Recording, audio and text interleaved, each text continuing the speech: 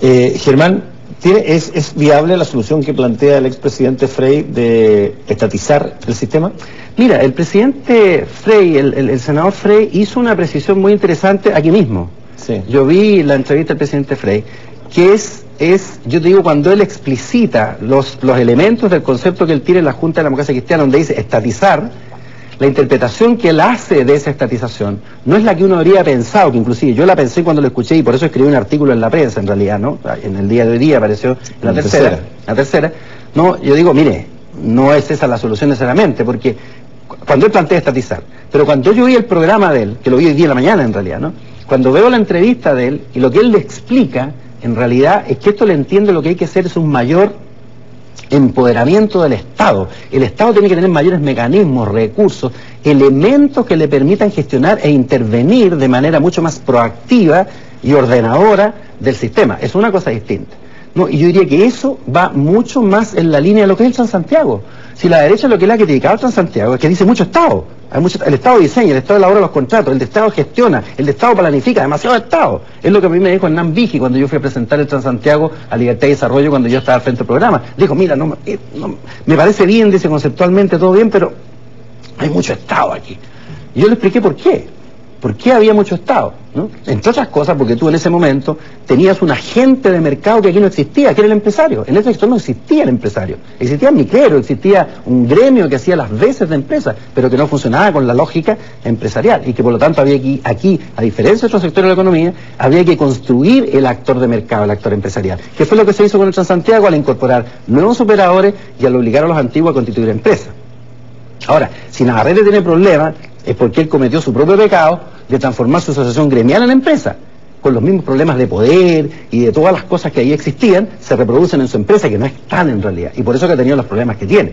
Más que boicot, en realidad yo creo que él más bien ha sido un poco boicoteado porque él traslapó una situación que nunca debió haber hecho. En cambio, los que sí se transformaron en empresas, fíjate Transaraucaria, por ejemplo, u otras, ¿no?, que se transformaron, Subus, ¿no?, las que se transformaron verdaderamente en empresas y operan con la lógica de empresas, están funcionando bien, no tienen problemas. Entonces yo diría que aquí hay distintos elementos en este guiso, ¿no?, que hay que tener en consideración para que esto funcione coherentemente y en armonía. Ahora, para terminar, tú señalas una cosa que es muy obvia y que a veces se olvida. Es una discusión que muchas veces se mete en lo técnico, se mete en un montón de otras cosas, pero es básicamente un problema de cómo transportar gente a donde necesita ir, ojalá en el menor tiempo posible, ¿verdad? Lo más cómodo posible y a tarifas adecuadas. Y en tarifas adecuadas y ahí viene el punto clave, porque hemos llegado a una situación, Germán, donde cuando tú escuchas al ministro de Transporte decir que si es que no se aprueban estos proyectos de ley para darle plata a financiar los déficits del Transantiago, no va a quedar ninguna otra opción que subir tarifa, y se coloca la presión sobre el Poder Legislativo. A mí me da la sensación de que el Poder Legislativo, como tú muy bien dijiste, la respuesta que va a dar va a ser muéstrame los números. Yo diría que más que muéstrame los números, es lo que uno mismo siente como cierta curiosidad e impaciencia, es decir, a ver, yo por ejemplo tengo impaciencia a ver cómo el ministro Cortázar va a poner el conjunto de elementos de la solución, ¿no? Porque aquí hay distintos problemas, de distinto carácter, de distinta complejidad, con soluciones que son de distinta también alcance, algunas inmediatas de efectos más o menos pronto, otras de aplicación inmediata pero efectos de mediano plazo o largo plazo, ¿no es cierto? Entonces aquí hay un despliegue de soluciones que además tienen que ser planteadas con una estrategia de implementación muy coherente y muy clara, porque si no nos van a quedar otras embarradas. Entonces, yo estoy súper impaciente por ver precisamente ese plan de la solucionática, digamos, que nos presente el ministro Cortázar. Porque si yo fuera parlamentario pediría lo mismo, a ver, ok, usted me está pidiendo y yo entiendo que aquí hay un descalabro y que tenemos que solucionarlo, porque hay gente que está sufriendo las consecuencias de aquello, y eso para mí es lo fundamental.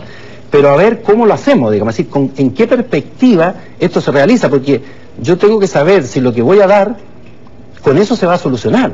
Porque si en unos meses más vamos a volverse requeridos, como ya lo han dicho algunos parlamentarios, de otra ley que me piden otros 390 y otros 390, aquí tiene que haber una clara, yo me imagino que eso es lo que va a hacer el ministro Cortázar, es decir, hacer una propuesta de solución con las estrategias correspondientes, con los recursos que se requieren para ello, y que eso le da la consistencia y la solidez al argumento que tiene que acompañar las leyes que va a poner en el Parlamento.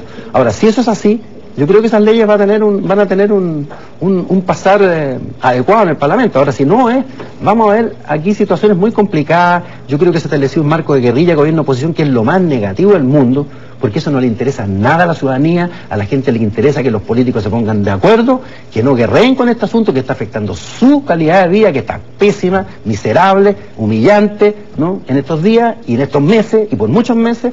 Yo creo que esa es la clave. Aquí la clase dirigente en la cual estamos, gobierno y oposición, estamos a test por la ciudadanía. O somos capaces de ponernos de acuerdo en un descalabro grande, en el cual obviamente tenemos responsabilidad quienes hemos estado en el gobierno estos años, sin duda alguna, y eso no se puede desconocer. Pero aquí tenemos a su vez como clase dirigente una responsabilidad con la ciudadanía. Y eso lo deberíamos hacer todo en su conjunto, ¿no?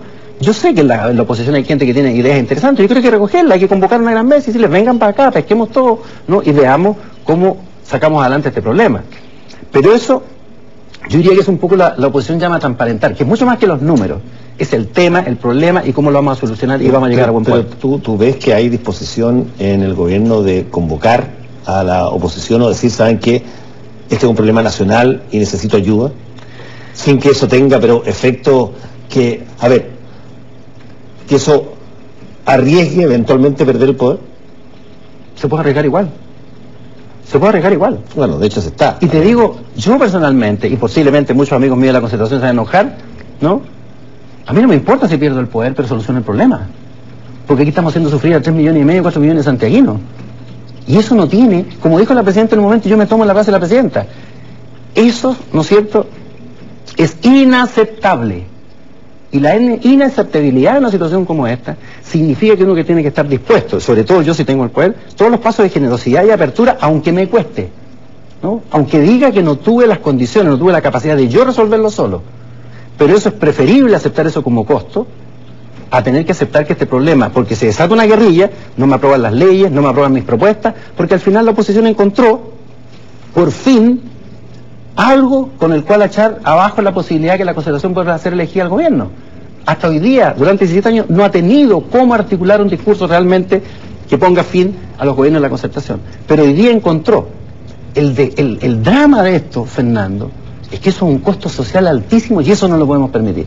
Y por eso yo creo que como gobierno uno tiene que tener la generosidad de decir, vamos, ayuden, vamos todos, pongámonos a la altura del desafío, solucionemos este problema y seguimos después disputando como gobierno y oposición en torno a otros temas que sobran en el país. Germán Correa, 1.000.000 de gracias por haber venido a Última Mirada.